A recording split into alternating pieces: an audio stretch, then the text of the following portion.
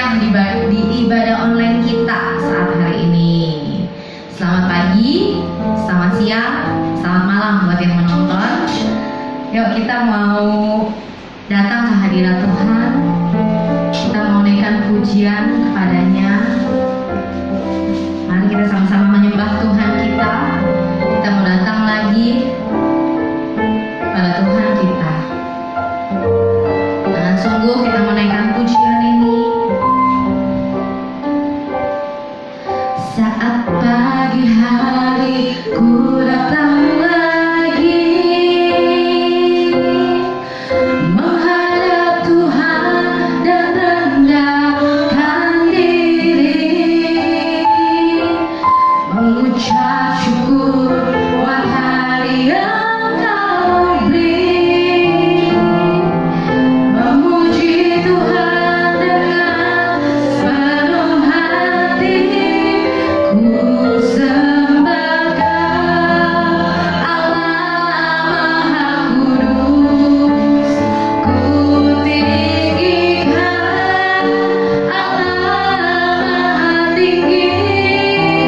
Ku serahkan tubuh jiwa rohku dalam pimpinan-Mu Tuhan.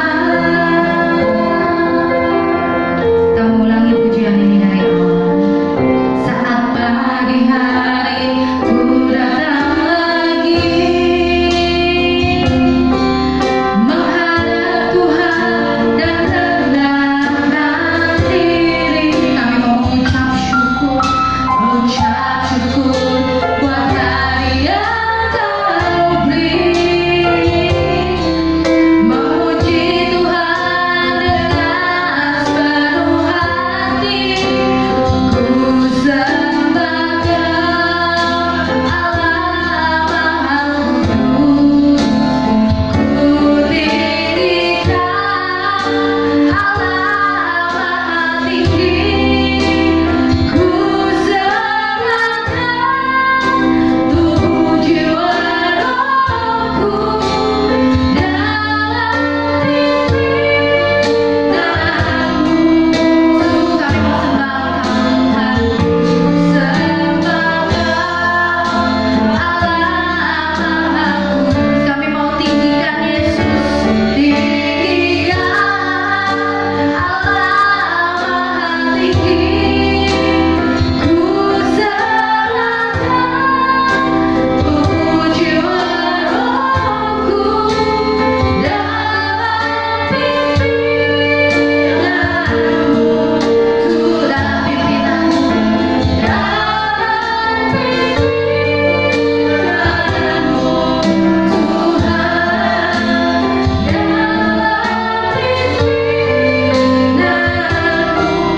Tuhan.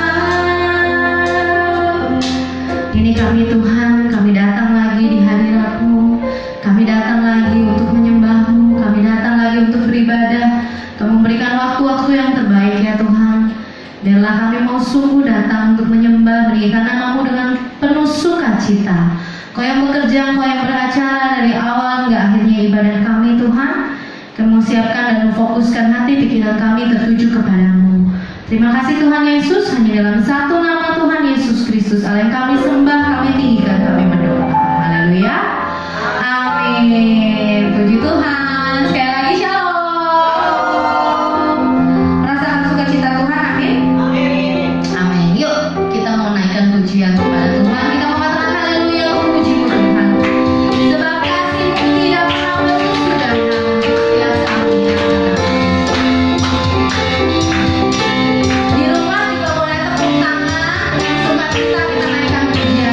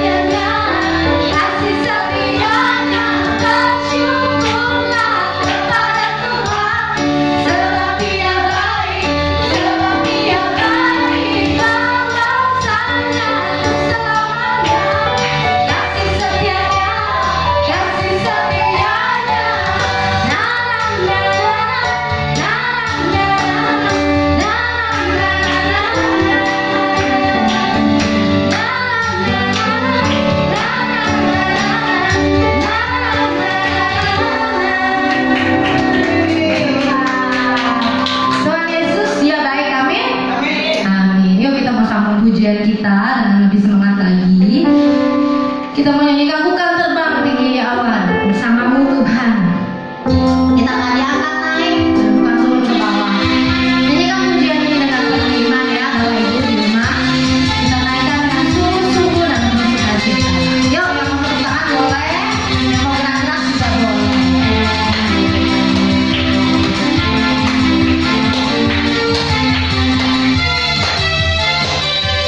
Nah, lagi yuk, nah.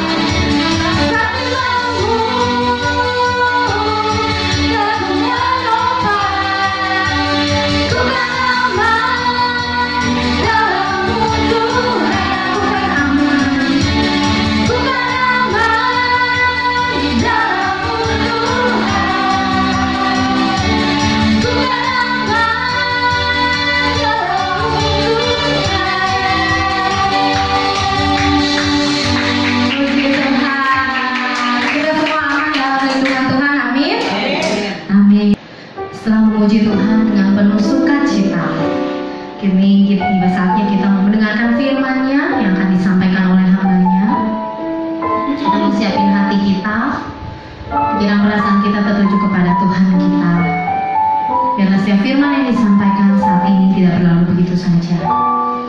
Karena hari ini minggu pertama, Bapak Ibu, kita memainkan pujian ini, pujian yang begitu mengingatkan kita akan pengorbanan Kristus di kayu salib untuk menebus setiap dosa kita umatnya.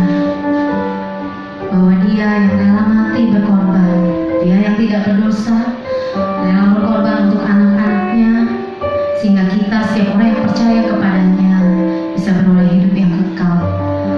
Yuk kita menaikkan pujian ini dengan sungguh dari dasar hati kita. Besar kasih-Mu Tuhan, terima kasih Yesus.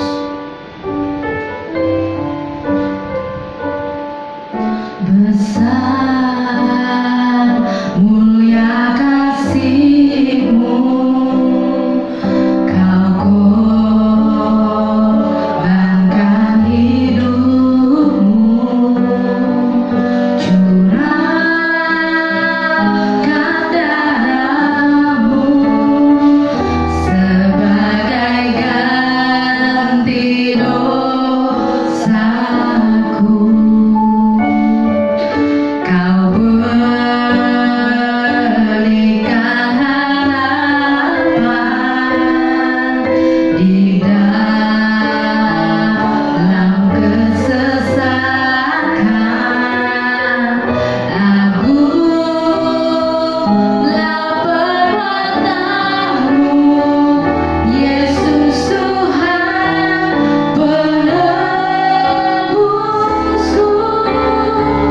Karena kasih-Mu yang selamatkanku, menyucikan dan menebus hidupku.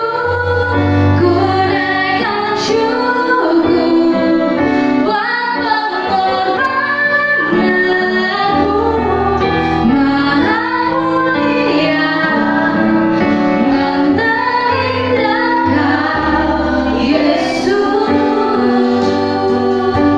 Katakan Kau berikan pengharapan. Kau berikan harapan di dalam kesesakan. Agunglah perbuatanmu, Yesus Tuhan penebusku. Karena kasih-Mu yang selamatkanku, menyucikan dan menebus hidupku. Ku naikkan syukur buat pengorbananmu, Maha mulia dan terindah Kau, Yesus. Kasih-Mu yang selamatkanku, menyucikan dan menebus hidupku. Ku naikkan syukur buat pengorbananmu, Maha mulia dan terindah Kau, Yesus. Maha mulia dan terindah Kau, Yesus. Sekali lagi katakan, Maha mulia dan terindah Kau, Yesus.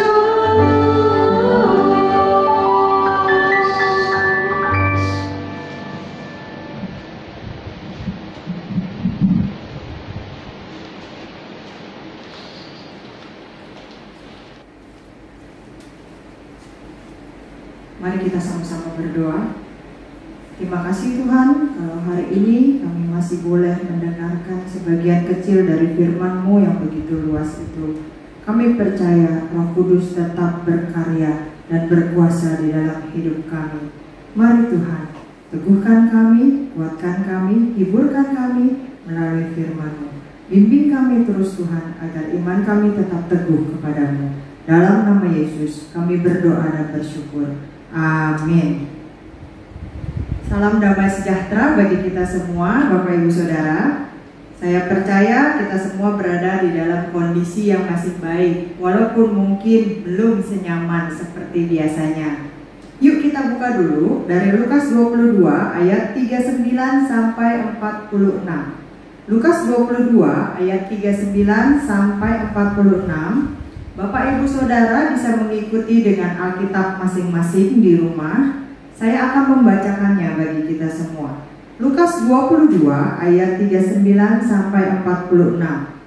Di Taman Getsemani. Lalu pergilah Yesus keluar kota, dan sebagaimana biasa ia menuju Bukit Zaitun. Murid-muridnya juga mengikuti dia. Setelah tiba di tempat itu, ia berkata kepada mereka, "Berdoalah supaya kamu jangan jatuh ke dalam pencobaan." Kemudian ia menjauhkan diri dari mereka, kira-kira sepelepar batu jaraknya. Lalu ia berlutut dan berdoa, katanya, "Ya Bapakku, jikalau Engkau mau, ambillah cawan ini daripadaku.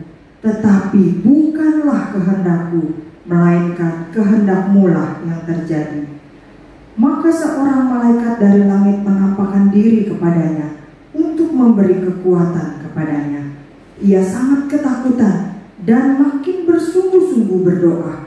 Peluhnya menjadi seperti titik-titik darah yang bertetesan ke tanah. Lalu ia bangkit dari doanya dan kembali kepada murid-muridnya. Tetapi ia mendapati mereka sedang tidur karena duka cita. Katanya kepada mereka, "Mengapa kamu tidur? Bangunlah dan berdoalah, supaya kamu jangan jatuh ke dalam pencobaan." Bapak Ibu Saudara, ketika kita berdoa, apa yang kita minta dari Tuhan? Banyak pastinya. Biasanya kita minta apa? Kesehatan, umur panjang, jabatan yang tinggi, kekayaan, mobil, rumah, jodoh, mukjizat, dan seterusnya. Bahkan ketika kita berdoa, kita minta Tuhan buru-buru kasih, Tuhan buru-buru kabulkan. Semuanya ya Tuhan doa kami, semuanya ya Tuhan keinginan kami. Makanya Bapak Ibu Saudara, banyak juga yang seringkali jadi kecewa karena belum atau tidak dijawab oleh Tuhan. Nah, bahkan tidak sedikit yang berhenti berdoa karena merasa percuma berdoa. Udah bertahun-tahun kok Tuhan gak dengar doanya. Udah bertahun-tahun siang malam berdoa gak ada jawaban. Udah bertahun-tahun seolah-olah doa cuma mentok di langit-langit aja.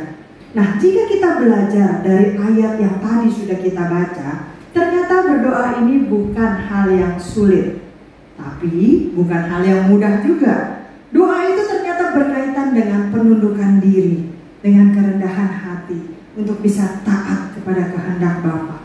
Berserah untuk mengatakan, bukan kehendak saya ya Tuhan, tetapi kehendak Tuhan yang jadi. Nah, Bapak Ibu Saudara, hal ini ditunjukkan atau dicontohkan oleh Yesus Kristus. Pada malam sebelum ditangkap, Yesus sedang berdoa di Taman Getsemani dan mengekspresikan ketaatan mutlak kepada kehendak Bapanya di surga. Itu yang tadi sudah kita baca. Dia minta kepada Bapa, kalau boleh, cawan penderitaan itu berlalu daripadanya. Tapi bukan kehendaknya yang jadi, tetapi kehendak Bapa. Nah, apa yang bisa kita pelajari dari ayat tersebut? Hal pertama yang bisa kita lihat adalah bahwa kehendak Allah harus ditaati. Hanya ada satu Allah yang patut untuk disembah di surga ataupun di bumi. Kenapa? Karena Dia Allah yang menciptakan segalanya. Semua ciptaan tunduk dan taat pada perintahnya. Bintang yang ada di langit, kalau Bapak Ibu baca dari Matius 2 ayat yang kedua, burung-burung di udara, masih ingat kisahnya Nuh, kisah Israel ketika minta daging, Tuhan mengirimkan burung puyuh. Burung puyuh jatuh bergelimpangan di depan bangsa Israel. Ikan-ikan di laut juga tunduk kepada Tuhan. Masih ingat kisah Yunus, bagaimana ketika Yunus dilemparkan dari perahu dan Tuhan mengirimkan ikan besar untuk menelan Yunus, dan Yunus ada di dalam perutnya selama 3 hari. Dan di dalam Yohanes 21, ketika murid-murid tidak mendapatkan ikan setelah semalaman mereka menjala, Yesus bilang apa? Coba sekali lagi. Dan ketika Yesus yang mengatakannya, maka jala mereka penuh dengan ikan sampai hampir koyak. Pohon juga tunduk kepada Allah yang menciptakan langit dan bumi, maka mereka berbuah pada musimnya. Binatang-binatang di darat semuanya tunduk. Hanya manusia yang seringkali memberontak, yang seringkali tidak tunduk. Makanya Bapak Ibu Saudara, berdoa jadilah kehendakmu ini sulit untuk kita lakukan, karena kita harus melawan hasrat kita, melawan hawa nafsu kita, keinginan pribadi kita, dan menyerah kepada Allah. Manusia alami kita setiap kali ditarik untuk memuaskan keinginan daging yang berdosa. Berserah dan taat itu bukan hal yang nyaman, bukan hal yang enak bagi ego dan kesombongan kita. Contohnya, kalau Bapak Ibu lihat dalam Matius 5 ayat 38 sampai 44, di sana ya, kita diajar kalau ditampar pipi kanan, beri pipi kiri. Kalau disuruh berjalan 1 mil, berjalan 2 mil, dan seterusnya. Itu di luar dari keinginan ataupun ego kita. Mana ada kita yang ditampar pipi kiri, kita kasih pipi kanannya. Mana ada orang yang disuruh berjalan 1 mil, dia mau berjalan 2 mil. Biasanya kita malah nawar, biasanya kita malah minta diskon, begitu kan? Manusia daging kita tidak suka dipimpin oleh Roh Kudus, tidak suka menyerahkan kendali hidup kita sepenuhnya kepada Allah. Makanya ketika kita berdoa, jadilah kehendakmu, sungguh-sungguh butuh penundukan diri dan kerendahan hati. Kita percaya bahwa kehendak Allah bagi kita adalah yang terbaik, sehingga kita harus taat sepenuhnya.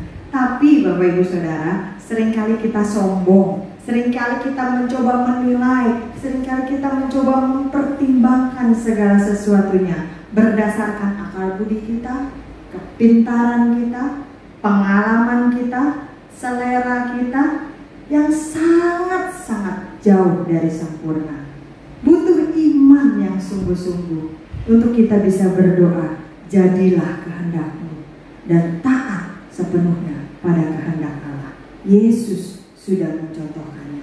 Yang pertama, ketika kita berdoa, jadilah kehendakmu, kita harus ingat kehendak Allah yang harus ditaati.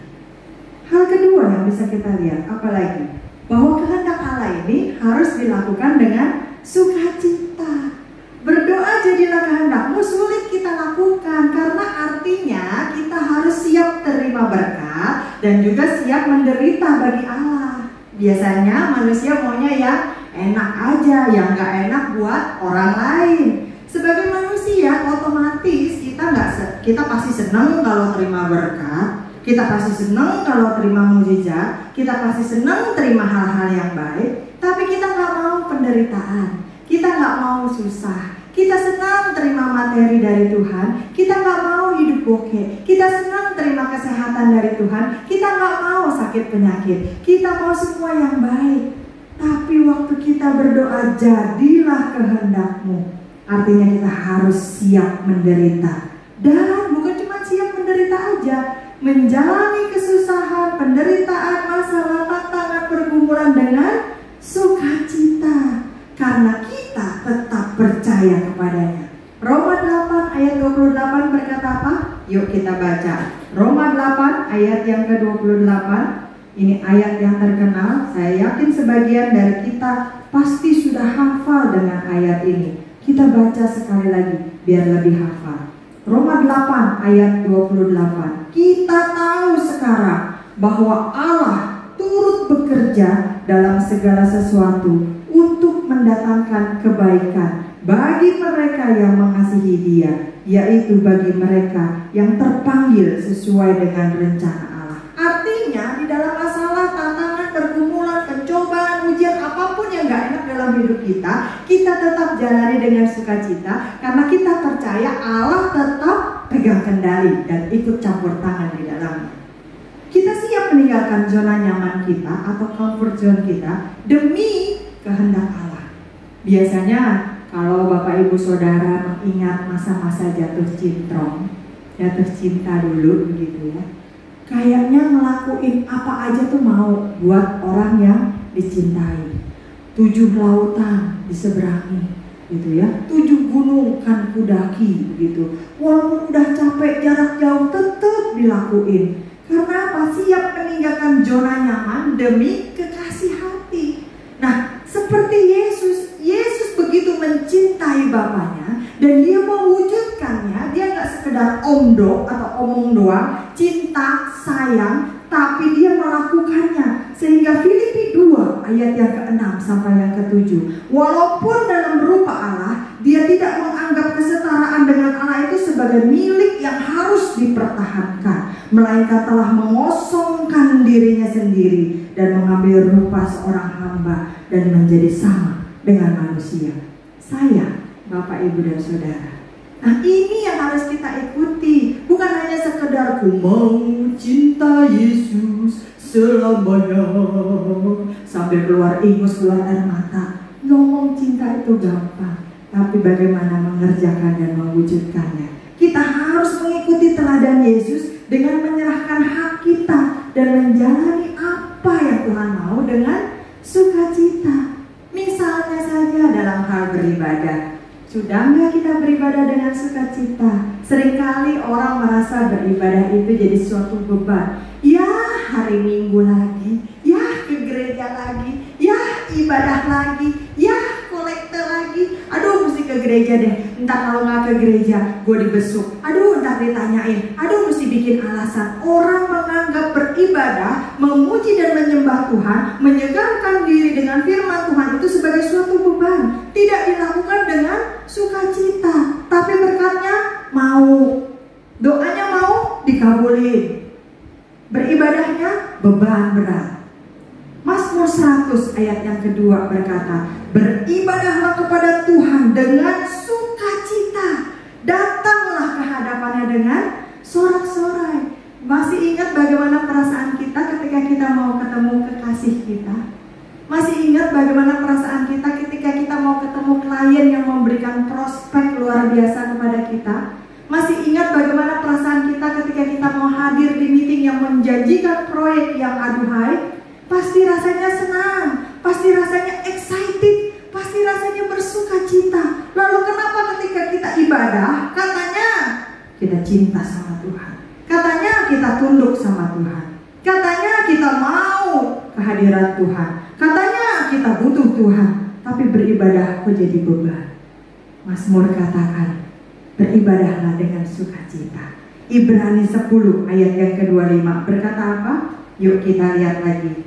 Ibrani 10 ayat yang ke-25. Apa yang dikatakan di sana? Janganlah kita menjauhkan diri dari pertemuan-pertemuan ibadah kita, seperti yang dibiasakan oleh beberapa orang, tetapi marilah kita saling menasihati dan semakin giat melakukannya menjelang hari Tuhan yang mendekat. Artinya di zaman Ibrani dulu sudah ada orang-orang model begini, menjadi peringatan bagi kita supaya kita juga tidak melakukan kesalahan yang sama. Jangan jadikan ibadah itu sebagai beban, tapi lakukan dengan sukacita. Lalu apa lagi? Persembahan. Waktu kita mau ngasih persembahan, sekarang zamannya transfer. Kalau zaman dulu mau ngasih kolektor, waktu kantong kolektor mau disodorin, biasanya ada yang mendadak HIV, hasrat ingin pipis, langsung rame-rame antri keluar dari ruang ibadah karena ngantri di WC. Kapan baliknya? Entar. Kalau kantong kolektornya udah lewat, udah selesai kolektornya, baru rame-rame masuk lagi ke ruang ibadah. Karena merasa persembahan itu sebagai beban, melakukannya tidak dengan sukacita. Aduh, persembahan lagi. Aduh, 2 kali persembahan. Aduh, mau Natalan dimintain persembahan. Aduh, mau Paskah. Aduh, mau pembangunan. Aduh. Bagaimana kalau ketika kita berdoa, Tuhan tolong berkati aku, terus Tuhan bilang, aduh, minta berkat melulu. Nah, Bapak Ibu Saudara, ketika kita memberi persembahan, beri dengan kerelaan hati. Selalu diajarkan memberikan dengan rela hati dan sukacita. Kita lihat 2 Korintus 9 2 Korintus 9 ayat yang ke-7 dan ke-8. 2 Korintus 9 ayat 7 dan 8. Hendaklah masing-masing memberikan menurut kerelaan hatinya, jangan dengan sedih. Ya, duit tinggal selembar-lembarnya nih, mana sih gak ada yang lebih kecil lagi ya nominalnya.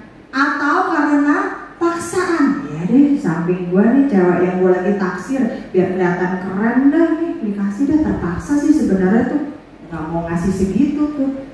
Sebab apa? Ada alasannya kenapa kita harus memberikan dengan rela hati. Ada alasannya. Sebab Allah mengasihi orang yang memberi dengan sukacita. Pilihannya kembali ke kita. Mau dikasihi Allah, mau dekat dengan Allah, lakukan apa yang Dia mau. Beri dengan sukacita. Jelas dikatakan Allah mengasihi orang yang memberi dengan sukacita. Dengan kata lain, yang tidak memberi dengan sukacita, belum tentu Allah berkenan. Allah sanggup melimpahkan segala kasih karunia kepada kita supaya kita senantiasa berkecukupan di dalam segala sesuatu dan malah berkelebihan di dalam berbagai kebajikan. Berkecukupan mau pasti, siapa yang gak mau. Berkelimpahan udah pasti mau. Melakukan persembahan dengan sukacita, mikir dulu. Melakukan persembahan dengan rela hati. Aduh, susah banget ya ngasih kok rela begitu ya. Aduh, ini gimana? Nanti kalau kurang bagaimana? Mana gaji zaman sekarang udah dipotong-potongin. Aduh, lagi zaman pandemi begini susah. Usaha juga serba susah. Semuanya serba lagi susah. Gue suruh ngasih persembahan sambil sukacita. Tapi di sini dikatakan jelas, Allah sanggup melimpahkan kepada kamu berkecukupan dan berkelimpahan. Tapi ada syaratnya. Rela nggak ngasihnya? Sukacita nggak? Allah minta kita memberikan persembahan sebagai ungkapan syukur, bukan karena Allah terlalu miskin sampai Dia butuh persembahan kita.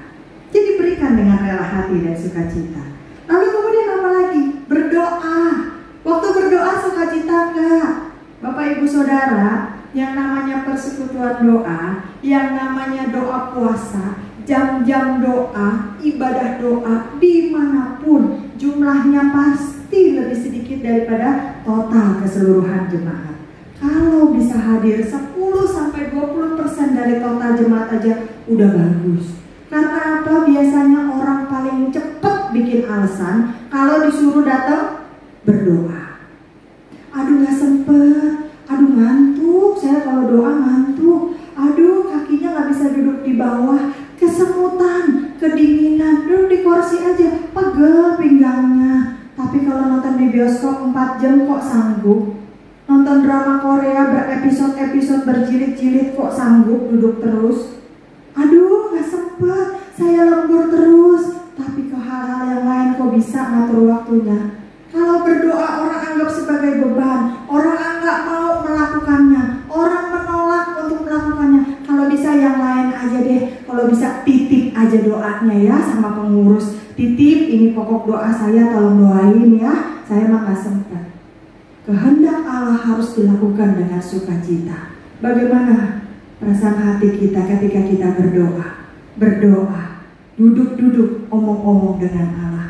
Kalau komunikasi dengan Allah aja kita males, komunikasi dengan Allah aja kita nggak mau, kalau ngobrol sama Allah aja kita rasanya enggan banget, terus kita berharap doa kita dikabulkan oleh Tuhan, terus kita berharap Tuhan percaya ketika kita berkata jadilah kehendakmu bukan kehendakmu.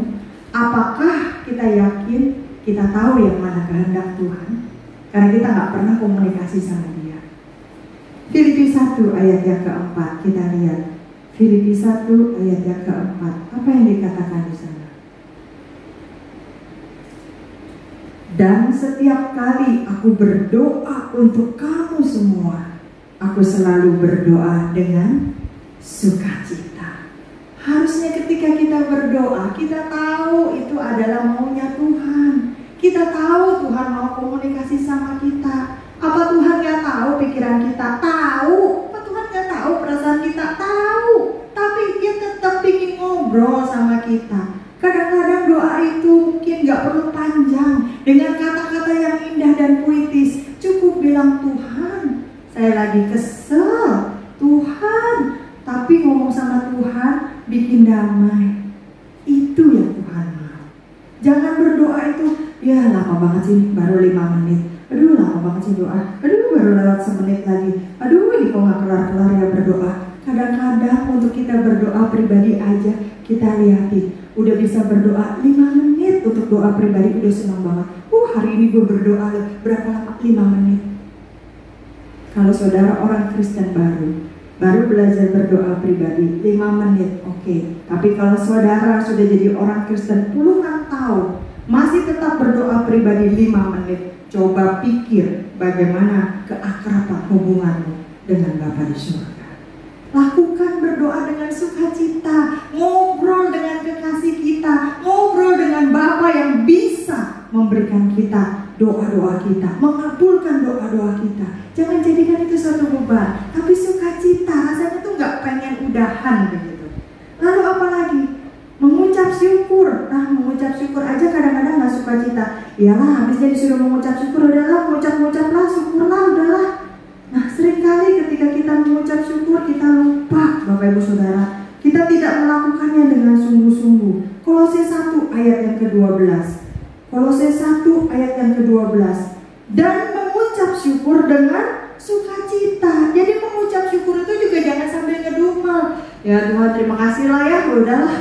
Katanya suruh terima kasih, kata pendeta tuh kalau berdoa suruh terima kasih. Kalau terima sesuatu dari Tuhan suruh mengucap syukur. Walaupun lagi ada banyak masalah, tantangan, masalah pergumulan, penderitaan, suruh mengucap syukur. Ya udahlah mengucap syukur lah, padahal hati masih kesel.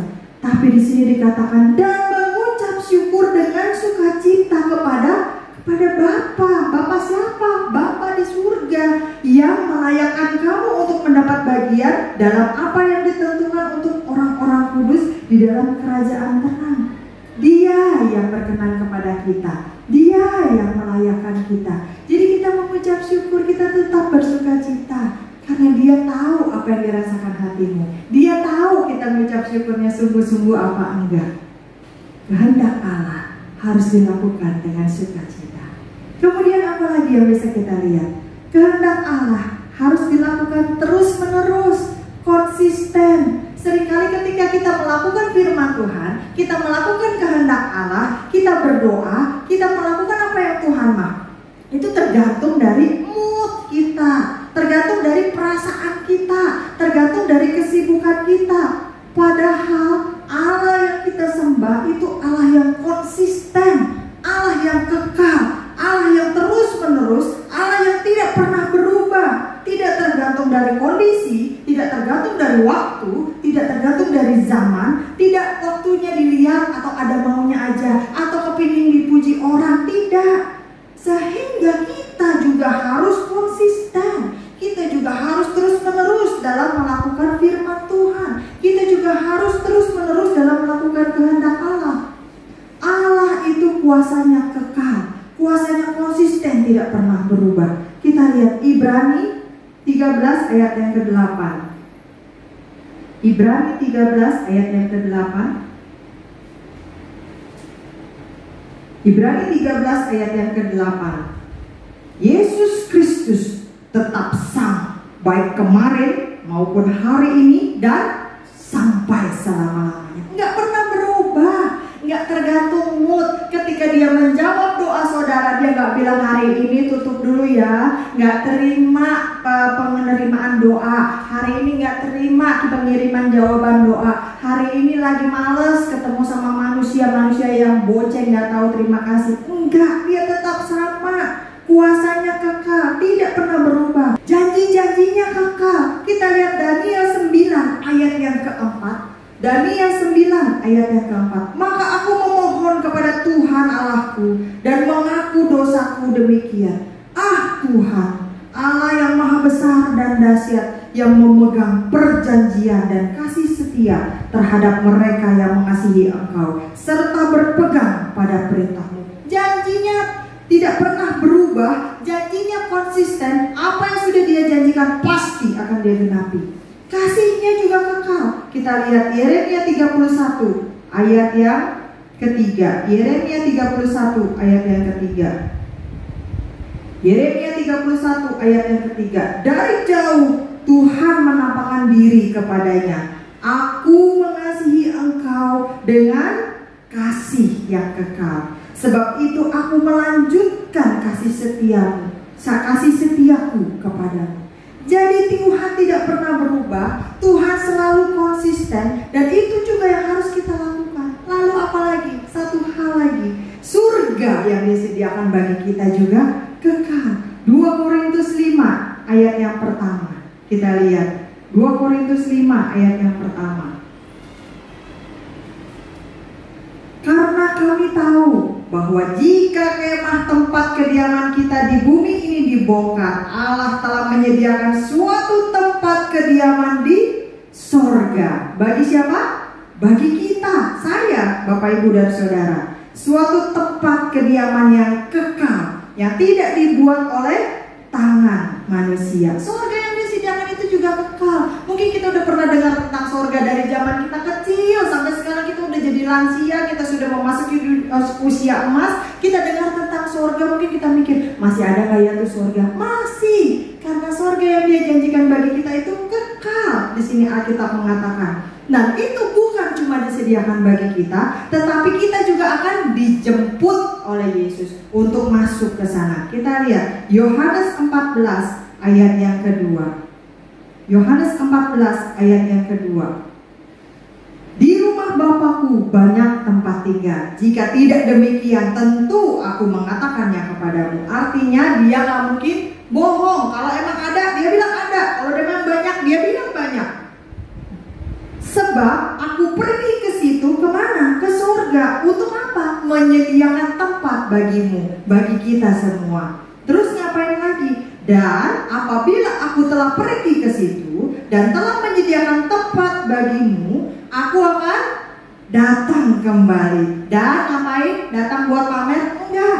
Aku akan datang kembali dan membawa kamu ke tempatku. Supaya apa? Supaya di tempat di mana aku berada, kamu juga berada.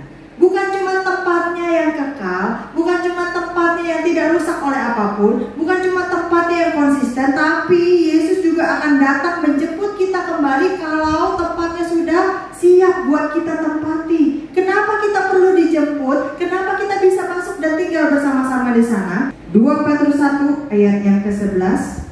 Dengan demikian kepada kamu akan dikaruniakan hak penuh untuk memasuki kerajaan kekal, yaitu kerajaan Tuhan dan juru selamat kita, Yesus Kristus. Kita dijemput untuk masuk ke sana bukan tanpa alasan, tapi ada alasannya jelas. Kita dikasih hak penuh untuk masuk dan tinggal di dalam kerajaan surga. Nah, Bapak Ibu Saudara, mungkin seringkali kita mendengar, jadilah kehendakmu, jadilah kehendakmu. Banyak lagu-lagu dengan lirik dan melodi yang enak untuk kita nyanyikan. Jadilah kehendakmu, bukan kehendakku Tuhan. Dalam doa yang kita panjatkan, mungkin kita sering melakukannya, kita sering mengatakannya. Tetapi mari mulai sekarang kita pikirkan baik-baik di dalam hati kita. Apakah kita sungguh-sungguh mengerti arti dari perkataan jadilah kehendakmu, bukan kehendakku? Apakah kita mengucapkannya itu sungguh-sungguh karena kita mau taat sepenuhnya kepada yang Tuhan mau, dan kita melakukannya dengan sukacita dan terus menerus? Atau jangan-jangan itu hanya sekedar lip service, hanya sekedar hiasan, hanya sekedar pemanis, hanya sekedar buat ngerayu Tuhan, karena kita tidak sungguh-sungguh untuk melakukan. Sebenarnya kita lebih berpegang, lebih ngotot dengan keinginan kita sendiri. Mari Bapak Ibu Saudara, kita berjuang untuk tetap taat pada kehendak Allah. Kita lakukan dengan sukacita apapun yang Dia mau, dan kita lakukan terus menerus secara konsisten, nggak tergantung dari mood kita dan situasi kondisi. Karena kita percaya bahwa kehendak Tuhan selalu jadi yang terbaik di dalam hidup kita, terutama di dalam momen perjamuan kudus ini, ketika kita mengingat kembali pengorbanan Yesus Kristus yang lebih taat kepada rencana dan kehendak Bapaknya untuk menyelamatkan umat manusia dari dosa. Kita lakukan, kita contoh perjuangan Yesus. Bersama Yesus kita pasti bisa. Amin buat firman Tuhan. Mari kita sama-sama berdoa. Tuhan Yesus, kami bersyukur dan berterima kasih. Hari ini Tuhan berikan kami kesempatan untuk makan, minum, sehidangan bersama dengan Tuhan. Ini kembali mengingatkan kepada kami akan kematian-Mu 2000 tahun yang lalu di kayu salib. Engkau mati karena Engkau ingin menebus dosa kami. Engkau mati karena Engkau ingin menghapus segala dosa kami. Terima kasih Tuhan buat pengorbanan-Mu. Terima kasih Tuhan karena Engkau memperdamaikan kami dengan Allah Bapa. Terima kasih Tuhan, terima kasih Bapa untuk darah-Mu Tuhan. Engkau juga yang akan mengampuni segala dosa dan kesalahan kami Tuhan. Terima kasih Bapa. Dalam nama Yesus kami berdoa dan bersyukur. Haleluya. Amin. Apa kata Alkitab tentang perjamuan kudus? Perjamuan kudus dilakukan berdasarkan perintah ilahi yang langsung diberikan Tuhan Yesus sendiri. Sedemikian pentingnya perjamuan kudus bagi kehidupan orang percaya, sehingga gereja sangat mengharapkan semua orang yang mengambil bagian dalam perjamuan kudus ini telah mengerti makna dan arti yang terkandung di dalamnya. Pentingnya perjamuan kudus bagi kita. Perjamuan kudus penting bagi kita bukan sekedar untuk kesembuhan jasmani, tetapi lebih daripada itu untuk pembentukan kerohanian kita.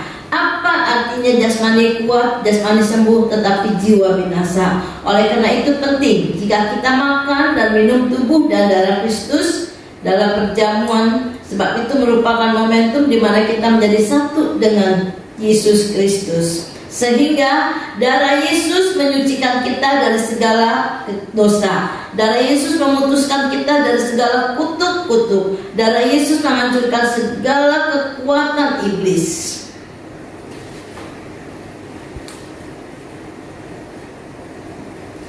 Karena itu hendaklah tiap-tiap orang menguji dirinya sendiri, dan baru sesudah itu ia makan roti dan minum cawan itu.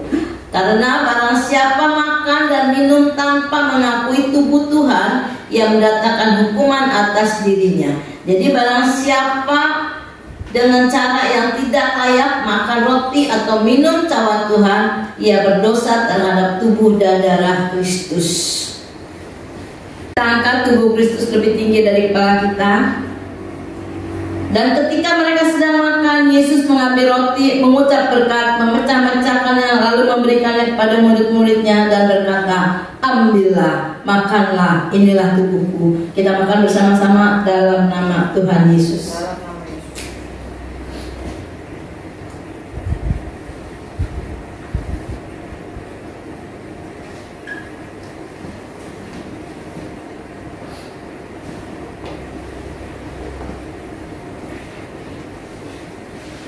Dan sesudah itu kita angkat tubuh Kristus lebih tinggi dari kepala kita.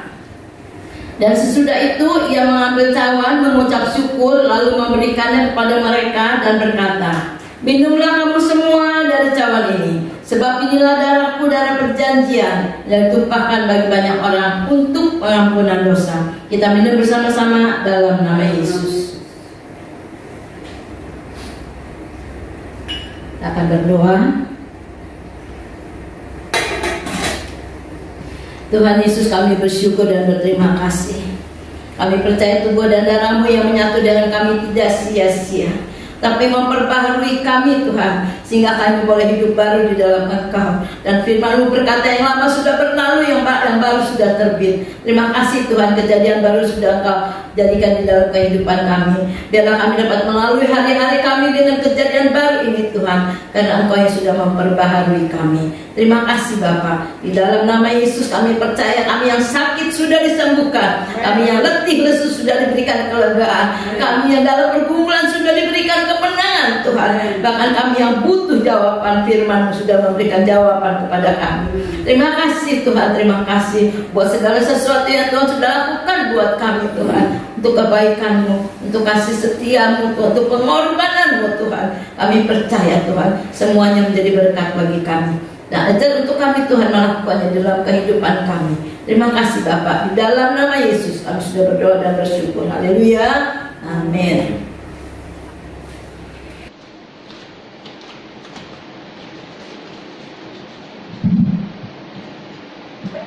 Puji Tuhan, saya yakin kita semua diberkati oleh firman yang telah disampaikan oleh hamba-Nya hari ini. Sekarang tiba saatnya kita akan berikan persembahan. Nah, persembahannya Bapak Ibu secara online nih, yang ada tulisannya di sini, di bawah sini nih, ya. Rekening GBI Alberta untuk bantu untuk aktivitas gereja kita, ya. Terima kasih. Kita mau akhirin ibadah kita hari ini. Kita mau naikkan pujian lagi di hadapan Tuhan kita. Kita mau katakan, ku bersyukur Tuhan, ku bersyukur Bapa. Kita mau kembali naikkan ucapan syukur kita di hadapan Tuhan. Terima kasih Tuhan untuk kasih setia.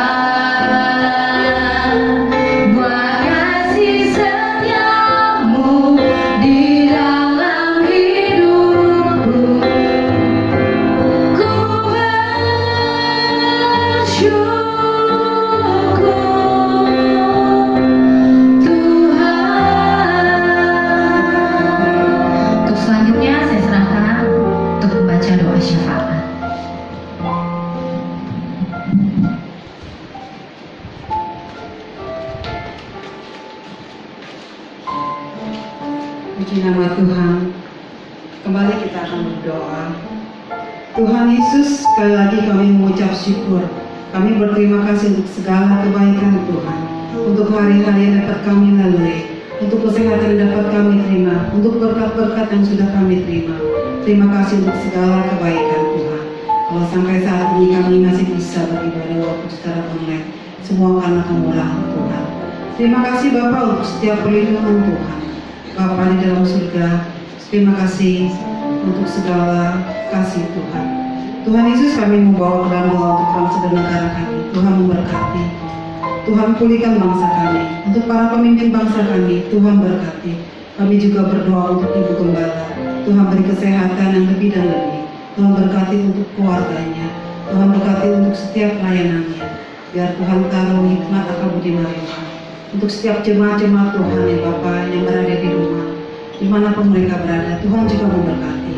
Tuhan beri kesehatan, Tuhan lindungi, Tuhan cukupkan setiap kebutuhannya. Terima kasih ya Tuhan, terima kasih untuk segala kebaikan Tuhan. Hanya di dalam nama Tuhan Yesus kami berdoa dan mengucap syukur. Amin.